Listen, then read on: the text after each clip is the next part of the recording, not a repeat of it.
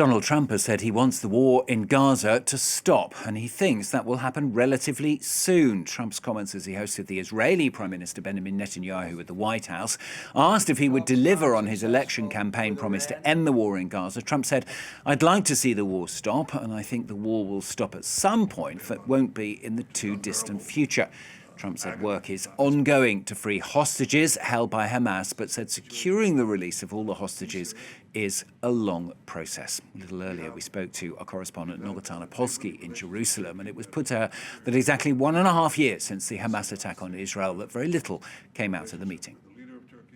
It was an interesting meeting yesterday, actually, from my point of view. We haven't seen anything concrete come out from these talks about the future of Gaza or about any efforts to still save Israeli hostages still held by Hamas after a year and a half. You know, the day that these two gentlemen met yesterday marked 18 months of war. Not that anniversary wasn't mentioned by either one of them, and no one talked about a real end to the war. This has caused deep anguish in Israel among the families of those hostages and among the general population. Thousands of people were out on the street yesterday in Tel Aviv demanding an end to the war, an end to Netanyahu's government, and a return of the hostages.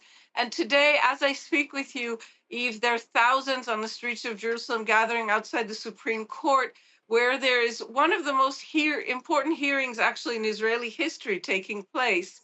About whether or not the prime minister can summarily and unilaterally fire the head of the Shin Bet, his chief domestic security chief, basically over personal reasons.